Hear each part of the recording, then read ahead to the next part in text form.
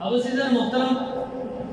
وقت کم ہے، اب بات کرتے ہیں، یہ تو مختصر ایک بات تھی، اب محرم میں کون سے کام کرنے کے ہیں اور کون سے کام نہ کرنے کے ہیں، ان پر ہم بات کریں۔ سب سے پہلی بات کریں گے کہ محرم میں کون سے کام نہیں کرنے، یہ کون سی ایسی چیزیں ہیں جو غلط رواج پکڑ چکی ہیں کہ جن کو آپ بدعات کہہ سکتے ہیں کہ اسلام میں ان کا کوئی تصور نہیں ہے۔ ان میں سے سب سے پہلی چیز کہ بعض لوگ شہدائے کربلا کے نام پر نظر و نیاز کرتے ہیں، کھانا کھانا تقسیم کرتے ہیں۔ عزیزان محترم، کھانا تقسیم کرنے میں کوئی برائی نہیں ہے، لیکن بات آ جاتی ہے انما الاعمال بالنیات، کہ سارے اعمال کا دار و مدار نیت پر ہے، خالصتاً ان کی نیت رکھ کے کرنا یہ کسی کوئی حدیث یا اس سے ثابت نہیں ہے۔ نمبر 2، امام جعفر کے نام پر کنڈے بھرے جاتے ہیں اور لوگ قرآن خوانی کرتے ہیں، مجالس کا اہتمام کرتے ہیں، ان محرم کے مہینے میں اجتماعی عبادت ثابت نہیں ہے۔ اگلی بات، خاص کیا جاتا ہے کہ 10 عاشوراء کو قبرستان جانا چاہیے، قبروں کو لیٹ کرنا چاہیے، لہٰذا اس کی بھی کوئی حقیقت نہیں ہے۔ حدیث میں آتا ہے من عمل عملا لیس علیہ امرنا فہو رد، جس نے وہ عمل کیا جو میرے سے ثابت نہیں ہے یا جو ہم میں سے نہیں ہے، رسول اللہ کی صحیح حدیث ہے، جس نے وہ عمل کیا کہ جو ہم سے ثابت نہیں ہے فہو علیہ فہو رد، تو اس کا وہ جو عمل ہے وہ ناقابل قبول ہے، وہ مردود ہے اس کا عمل۔ اسی طرح 10 محرم کو شہادت حسین کے نام پر نظمیں پڑھی جاتی ہیں، مسیح کہے جاتے ہیں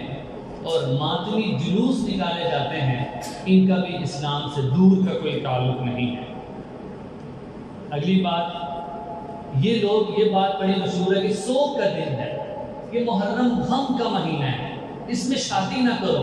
اس میں کوئی خوشی نہ مناؤ۔ عزیز محترم، یہ بات ہوئی رسول اللہ صلی اللہ علیہ وسلم کی خود ایک شادی محرم کے مہینے میں ہوئی۔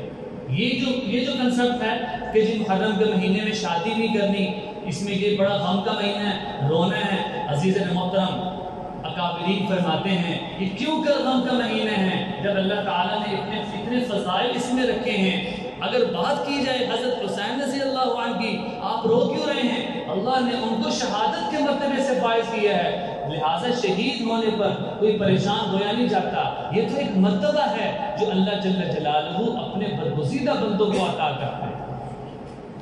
اگلی بات، کچھ لوگ کالے کپڑے پہننے کا اہتمام شروع کر دیتے ہیں، جیسے ہی محرم آتا ہے، محرم کا مہینہ ہے، کالے کپڑے پہننے چاہیے، ہاتھ میں کڑا پہن لیتے ہیں، انگوٹھیاں پہن لیتے ہیں، یہ بھی اسلامی تصور نہیں ہے۔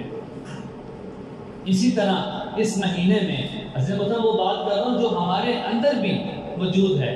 اہل سنت والجماعت کا عقیدہ یہ ہے، ابن تیمیہ رحمہ اللہ نے فرمایا، انہوں نے اہل سنت والجماعت کے عقیدے کو واضح کیا کہ جو روافض جو عمل کرتے ہیں اپنے آپ کو چھری مارتے ہیں، فرمایا کہ ہمارا اہل جماعت اہل سنت والجماعت کا ان کے ساتھ ایسا کوئی تعلق نہیں ہے، نہ حمایت کریں گے۔ ہم یہ تو واضح بتا رہے ہیں کہ اس میں اسلام کا کوئی تعلق نہیں ہے، پھر یہ چیزیں کہاں سے پیدا ہو گئی؟ ہم نے تو وہ کام کرنا ہے جو رسول اللہ صلی اللہ علیہ وسلم اور ان کے صحابہ نے کیا۔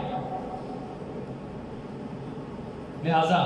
اہل بیت اور شہداء کربلا کے غم میں ماتم کرنا، اپنے گریبان کو چاک کرنا، اپنے چہروں پر ناخن مارنا، یہ ساری وہ چیزیں ہیں کہ جو بدعات ہیں اور خالصتاً یہ وہ کام ہیں جو نہیں کرنے تھے۔ اب کرنے کے کام کیا ہیں عزیزان محترم؟ اس کی طرف آنا چاہیے جو کام کرنے کے ہیں وہ کیا ہے؟ سب سے اس میں بنیادی چیز ہے کہ ہم اپنی عبادات کو بڑھا دیں، نمازوں کا اہتمام کریں۔ دوسری چیز روزے کا بنیادی کہ جو صحیح حدیث سے ثابت ہے کہ رسول اللہ صلی اللہ علیہ وسلم نے فرمایا جو آدمی عاشوراء کا یعنی 10 محرم کا روزہ رکھے گا اللہ تعالیٰ اس کے پچھلے 1 سال کے گناہ معاف فرما دیں گے۔ ابن عباس رضی اللہ عنہ سے روایت ہے کہ صحابہ نے پوچھا یا رسول اللہ ہم صرف 10 محرم کا روزہ رکھیں، 10 محرم کی تعظیم تو یہود و نصارہ بھی کرتے ہیں۔ پھر آپ صلی اللہ علیہ وسلم نے فرمایا جب اگلا سال آئے گا تو ہم 10 محرم کے ساتھ 9 کا بھی روزہ رکھیں گے۔ ابن عباس رضی اللہ عنہ فرماتے ہیں